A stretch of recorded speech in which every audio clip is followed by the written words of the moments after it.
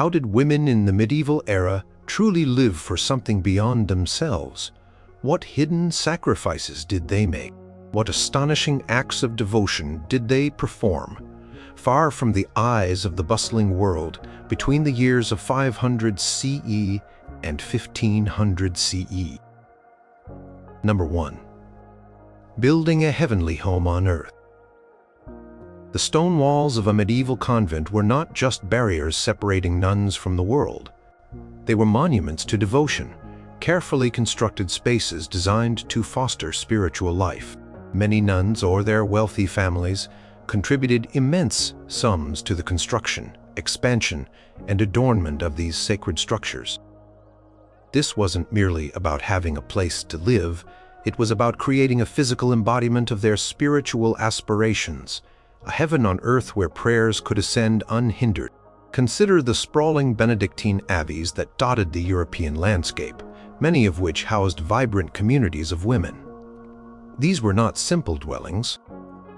They featured complex layouts, a central cloister, a tranquil courtyard surrounded by covered walkways, connecting the church, the chapter house, the refectory, and the dormitories. Each element served a specific purpose, designed to facilitate a life of prayer work and communal living. Nuns often oversaw these building projects, working with master masons and carpenters, ensuring that the architecture served their spiritual needs. They might consult on the dimensions of the chapel, the placement of altars, or the size of the scriptorium, where manuscripts were copied. This involvement showcased not only their administrative capabilities, but also their deep commitment to creating a space conducive to profound spiritual practice. Convent church itself was often the crown jewel of the complex, a place of breathtaking beauty and solemnity. Nuns would commission or contribute to the creation of exquisite altarpieces, vibrant stained glass windows depicting saints and biblical scenes, and intricate frescoes that covered walls and ceilings. These artworks were not just decorations. They were visual aids to contemplation, inspiring devotion and telling sacred stories to those who beheld them. For example, the nuns of Santa Caterina in Bologna, a Dominican convent, were known for their rich artistic patronage, commissioning works that transformed their humble spaces into visions of spiritual grandeur. They understood that beauty could elevate the soul and draw one closer to the divine.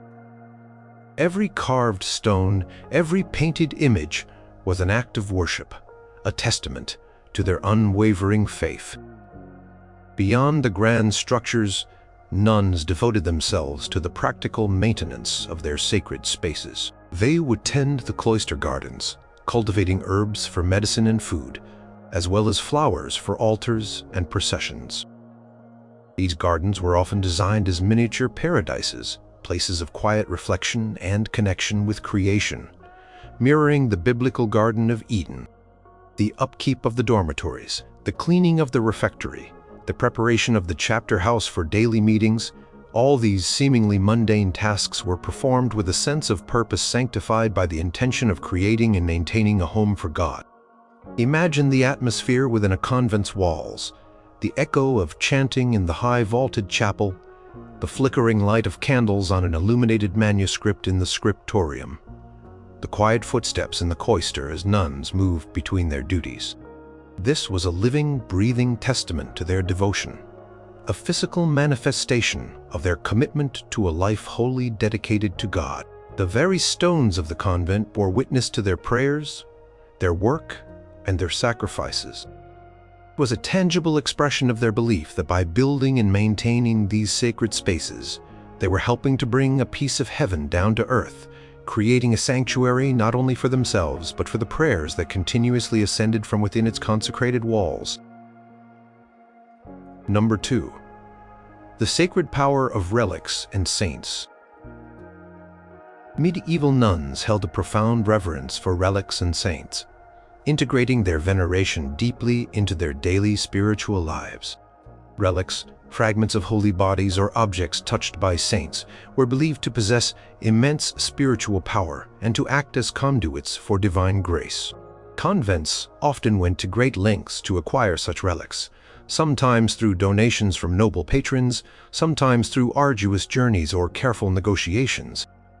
Once acquired, these holy objects became the focal points of intense devotion. Nuns would spend hours in silent prayer before reliquaries, intricately crafted containers, often adorned with precious jewels and metals, designed to house and display the sacred fragments. These reliquaries were not merely decorative. They were acts of reverence in themselves, shouting the immense value placed on the holy contents. The bones of a martyr, a piece of clothing worn by a saint, or even a sliver of the true cross, each relic was seen as a direct link to the heavenly realm, an opportunity for intercession and healing. The physical presence of these relics in the convent was believed to protect the community, sanctify the space, and draw down blessings from God. The stories of saints were central to the spiritual education and inspiration of medieval nuns. Hagiographies. The lives of saints were read aloud in the refectory during meals and studied in private contemplation. These narratives provided powerful models of devotion, perseverance, and suffering for Christ. Nuns identified deeply with the struggles and triumphs of these holy figures, finding solace and encouragement in their examples. A nun might choose a particular saint as her special patron, forming a personal spiritual bond and seeking their intercession in times of need. For instance, a nun struggling with illness might invoke Saint Dymphna, known for her healing powers, or one facing temptation might pray to Saint Michael the Archangel for strength. While enclosed nuns were typically confined to their convents and could not embark on physical pilgrimages to distant shrines, they engaged in what could be called spiritual pilgrimages. Through intense prayer, contemplation, and imaginative visualization, they could transport their souls to holy sites like Jerusalem, Rome, or the shrine of St. James at Compostela. They would mentally journey to these places, performing devotional acts as if they were physically present, believing that the spiritual benefits of the pilgrimage could be gained through profound interior devotion. This practice underscored the belief that true pilgrimage was a journey of the soul, not merely of the body.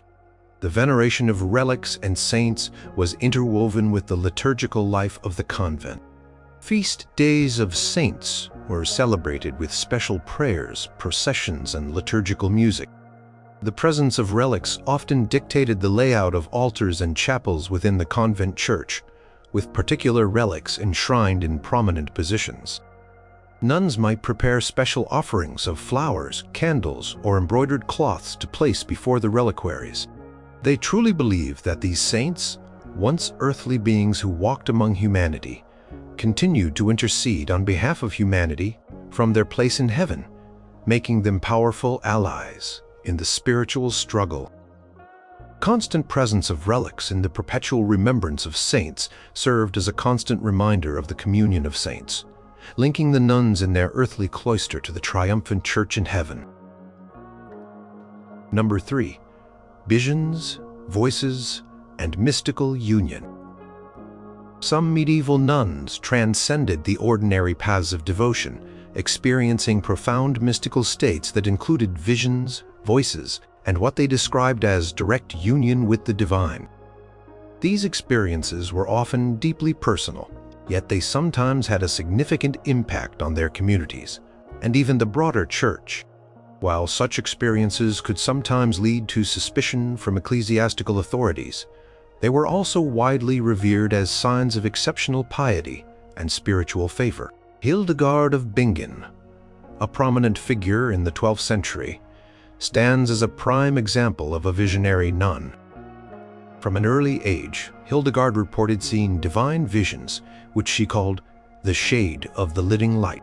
She transcribed these complex symbolic visions into detailed theological and cosmological works, such as Civias or Know the Ways of the Lord. These visions were not fleeting hallucinations. They were often sustained, vivid experiences that conveyed profound spiritual truths and even prophetic messages. Hildegard's visions were accompanied by voices, which she believed were God's direct communications to her, guiding her writings, musical compositions, and even her involvement in political affairs. Her ability to translate these complex spiritual experiences into tangible works of art and literature, and her willingness to share them, despite potential skepticism, demonstrated an extraordinary depth of devotion and courage. Another compelling example is Birgitta of Sweden, who lived in the 14th century, a noblewoman who became a nun after her husband's death. Birgitta experienced a lifelong series of detailed visions and revelations. These visions were often focused on the life of Christ, the Virgin Mary, and the suffering of the saints, providing her with intimate knowledge of divine mysteries. Her revelations often included specific instructions for the reform of the Church and criticisms of political leaders, which she delivered with boldness and conviction. Birgitta's visions were so extensive and specific that they formed the basis for the rules of her new religious order, the Brigittines. Her mystical experiences were not just private epiphanies. They were believed to be divine mandates that empowered her to act as a prophetess and a reformer. The descriptions of these mystical experiences often spoke of physical manifestations, intense light, ecstatic joy, visions of Christ's wounds. Stigmata, though more commonly associated with male saints like Francis of Assisi, did occur in some holy women. For these nuns, the mystical union was not an abstract concept, but a living reality, a direct encounter with God that transformed their inner lives and often propelled them into active spiritual leadership. They believed that through their intense piety, rigorous asceticism, and unwavering focus on God, they had attained a level of spiritual intimacy that allowed them to receive divine communications. The process of discerning the authenticity of such visions was rigorous. Church authorities often investigated these claims, sometimes subjecting the mystics to scrutiny to ensure their experiences aligned with orthodox doctrine. Yet, when deemed authentic, these visions granted the nuns immense spiritual authority, allowing them to advise kings, bishops, and even popes, and to influence the spiritual direction of countless lay people. The willingness of these women to lay bare their deepest spiritual encounters, often in the face of doubt or even danger, highlights their profound devotion and their absolute conviction in the reality of their mystical union with God. They were conduits for the divine, bringing messages from beyond the veil to a world in desperate need of spiritual guidance. Number 4. Radical enclosure and lifelong vows. The decision for a medieval woman to become a nun involved a profound and often radical act of devotion, embracing a life of strict enclosure and binding herself with lifelong vows of poverty, chastity, and obedience. This was not a temporary commitment, but a complete surrender of her individual will, worldly possessions, and the possibility of marriage or family life. The physical walls of the cloister symbolized this spiritual separation from the outside world, a deliberate choice to live solely for God. Once a woman entered a convent and underwent the ceremony of veiling, she was considered to be spiritually married to Christ. This ritual marked her transition from a laywoman to a bride of Christ, dedicating her entire being to divine service. The vows she took were perpetual, meaning they were for life. The vow of poverty required her to renounce all personal property, surrendering it to the community. This meant giving up any inheritance, dowry, or personal belongings, living simply with only what the convent provided. This act of detachment was seen as liberating the soul from worldly desires and attachments, allowing it to focus entirely on spiritual pursuits. The vow of chastity meant a complete commitment to celibacy, dedicating her body and heart exclusively to God. This renunciation of marital love and family life was a radical act in a society where marriage and procreation were central to a woman's role. It was seen as a higher calling, a more perfect way to love God without distraction. The vow of obedience required absolute submission to the abbess, who served as the spiritual mother and temporal head of the community, and to the specific rules and constitution of her religious order. This meant relinquishing personal preferences, ambitions, and even opinions, trusting that the will of God was channeled through the directives of her superiors. The physical enclosure was a defining characteristic of many medieval convents, particularly those following stricter rules like the Benedictine or Poor Clare traditions. Once inside, nuns typically had very limited contact with the outside world. Visitors might be received only through grills in designated parlors, preventing physical contact. Letters were often scrutinized, and leaving the cloister was an extremely rare event, usually requiring special permission and only for grave reasons. This physical separation was not punitive, but rather seen as a means to foster a deeper spiritual life, minimizing distractions and temptations from the secular world. Created a sheltered environment where the nuns could focus entirely on prayer, contemplation, and communal living.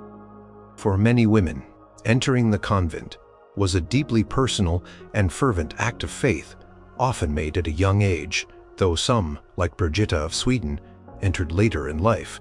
It was a conscious decision to dedicate their entire existence to a spiritual quest, embracing a life of discipline, self-denial, and continuous prayer.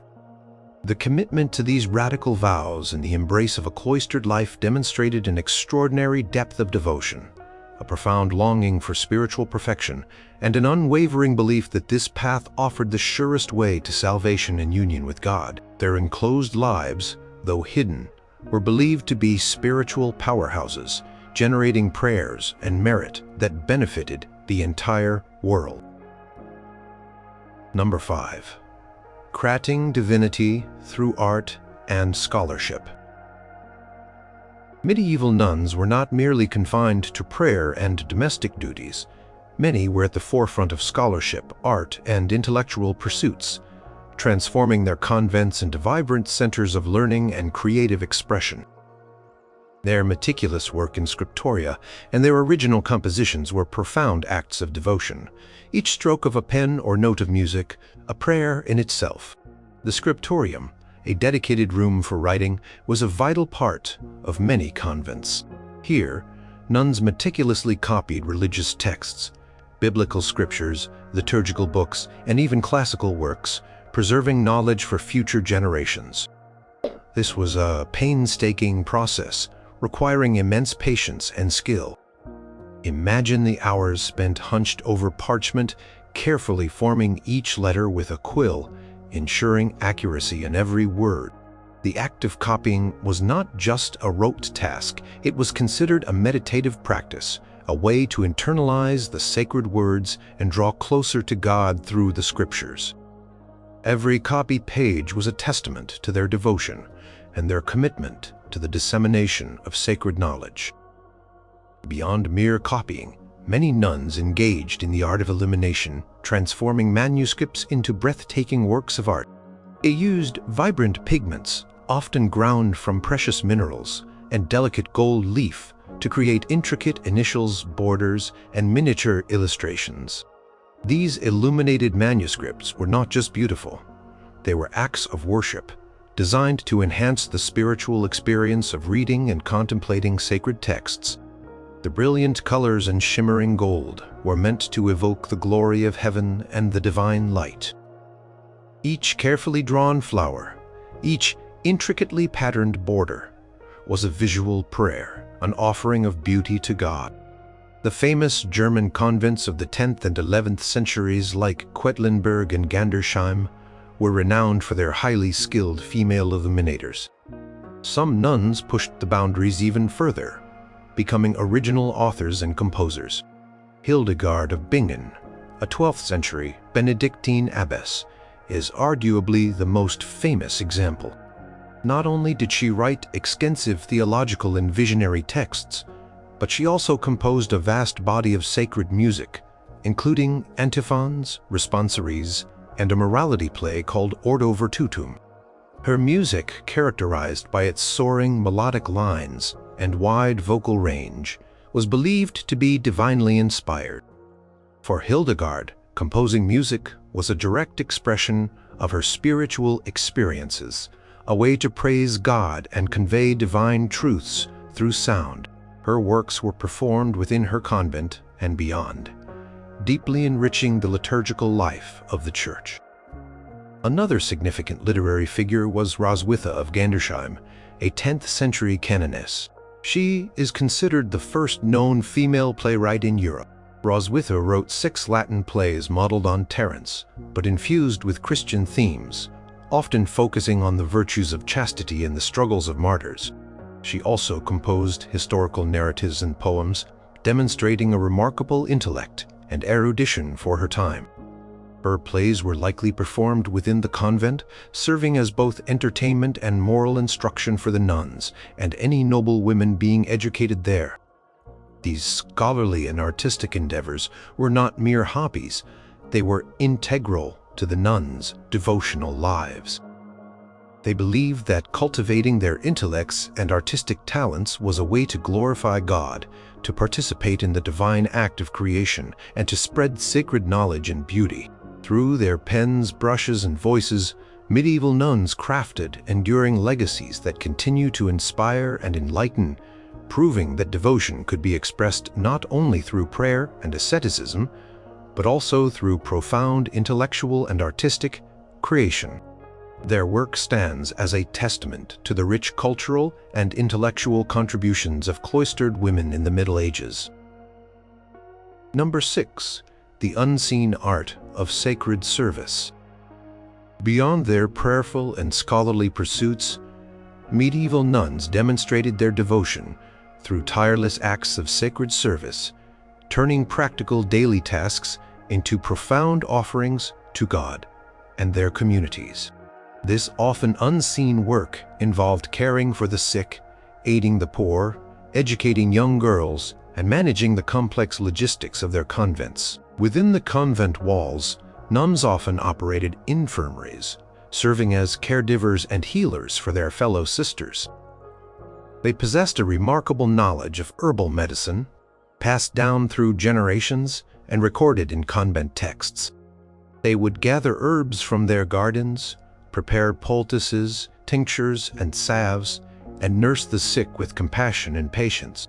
This was not simply a medical duty, but a spiritual one, an embodiment of Christian charity and the commandment to care for the suffering. The quiet dedication required to attend to the ill, often in challenging conditions without modern amenities, showcased their profound commitment to service. Their infirmaries were places of both physical healing and spiritual comfort, where prayer accompanied every remedy.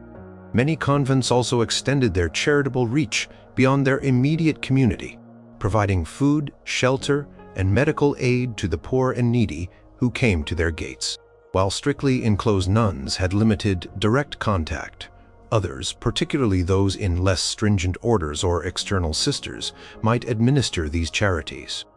They might distribute bread baked in the convent kitchens, offer a warm place to sleep for pilgrims and travelers, or provide basic medical care to the sick from nearby villages. These acts of hospitality and charity were seen as direct service to Christ, fulfilling the gospel mandate to care for the least among us.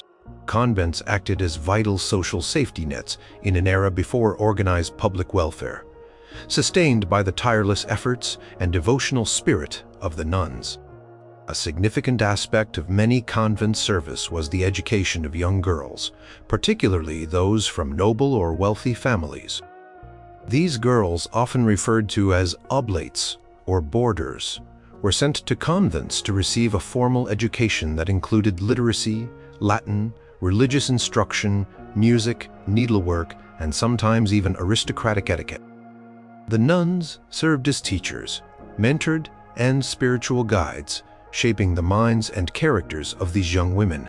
This educational role was crucial in preserving literacy and culture, especially for women, during the Middle Ages. It was a profound act of devotion, investing time and knowledge into the next generation, nurturing their spiritual and intellectual growth. Furthermore, nuns managed the daily operations of their convents, which were often large and complex institutions.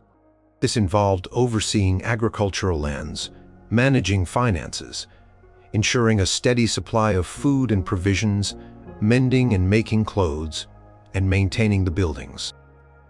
While some larger convents had lay servants for heavy labor, the nuns themselves were deeply involved in many practical duties. They might spin and weave, bake bread, brew ale, cultivate gardens, or keep meticulous records of their estates and revenues. Every chore, no matter how mundane, was imbued with spiritual significance, performed with the intention of sustaining the community and serving God. For these nuns, every act of service, whether tending to a sick sister or mending a habit, was an opus Dei, a work of God, and a direct expression of their profound and unwavering devotion. Number 7. The rigor of ascetic practices. For medieval nuns, devotion was not only about prayer and service, but also about a deeply personal and often intense commitment to asceticism. This involved a rigorous program of self-denial and physical discipline, undertaken not as punishment, but as a means to purify the soul, detach from worldly comforts, and more fully unite with God. These practices, though challenging, were considered essential pathways to spiritual growth. Fasting was a central and ubiquitous ascetic practice. Nuns observed numerous fasting days throughout the year, far more than the general lay population. This often meant abstaining from meat, dairy, and sometimes even fish, reducing meals to a single simple one per day, or periods of complete abstinence from food for extended durations. The intention behind fasting was multifaceted: to control bodily appetites, to share in Christ's suffering, and to sharpen the spiritual senses. It was a discipline that required immense willpower and endurance, especially given the already limited diets common in the medieval period. The feeling of hunger was embraced as a constant reminder of their spiritual yearning. Beyond food, nuns practiced various forms of self-denial. They might sleep on hard surfaces instead of soft beds, forgoing comfort to foster vigilance and detachment from earthly pleasures. Wearing simple, often coarse habits, such as wool or rough linen, was a constant reminder of their vow of poverty and humility. Some stricter orders might even incorporate the wearing of hair shirts or other irritating garments next to the skin, though this was more common among male monastics and extreme mystics. Purpose was not to inflict pain for its own sake, but to offer up physical discomfort as a spiritual sacrifice, to mortify the flesh for the good of the soul. Vows of silence were also common in many convents, observed for long periods each day, or even perpetually in certain areas of the cloister. This discipline of silence fostered an environment of contemplation and allowed the nuns to focus their inner lives on God without the distractions of idle chatter, demanded immense self-control and heightened awareness of their inner thoughts and prayers. Deliberate suppression of conversation was seen as a way to cultivate inner peace and to listen more attentively for the divine voice. Nuns also practiced limited sleep, often rising in the middle of the night for matins, the first office of the day, regardless of the season or weather. This early rising, sometimes as early as 2 or 3 a.m., after only a few hours of sleep, was a continuous act of vigilance and sacrifice.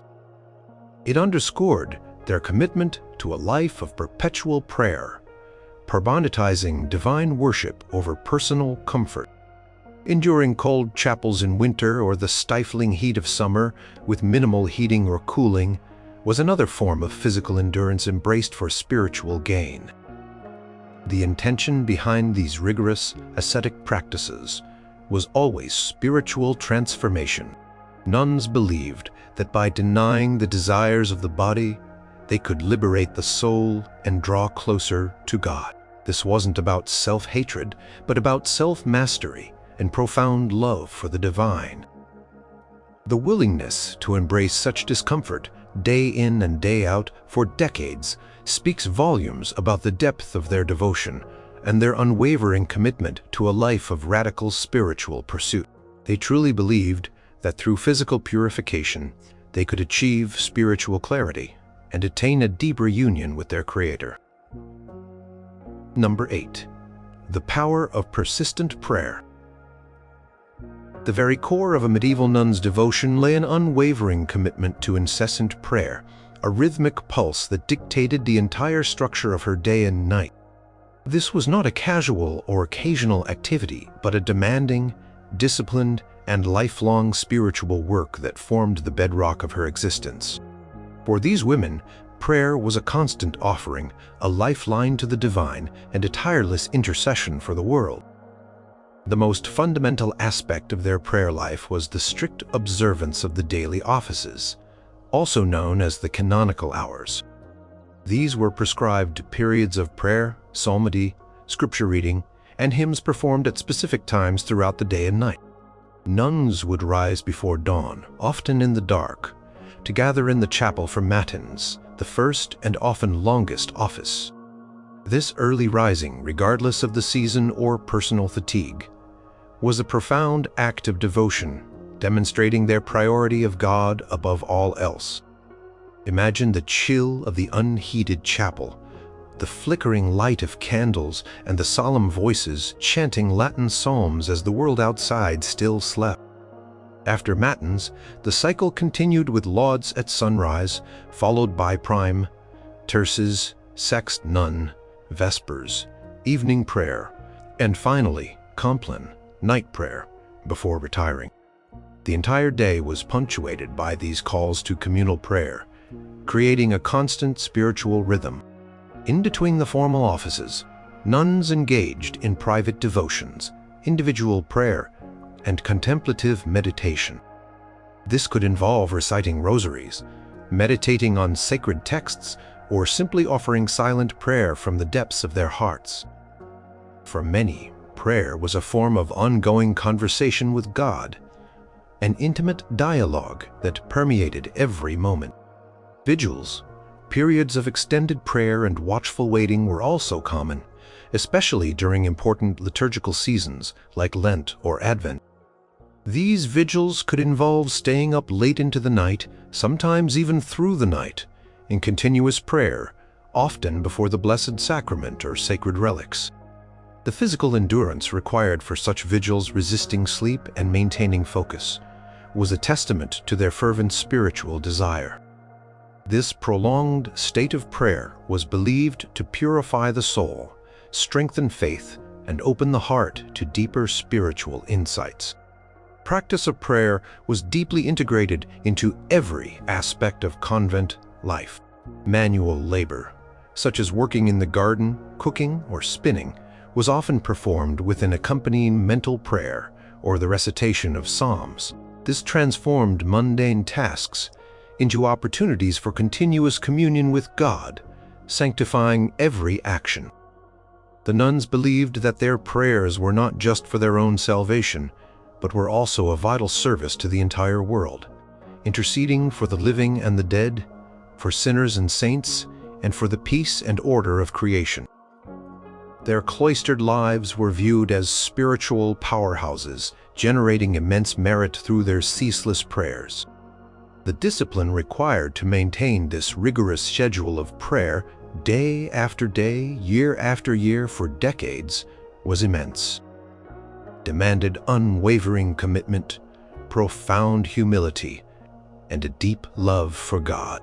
Constant rhythm of prayer, the sacred chants filling the convent air, and the quiet dedication of each nun served as a powerful and enduring testament to their extraordinary devotion. For them, prayer was truly the breath of the soul, and they breathed it in and out with every passing moment, dedicating their very lives to this holy work.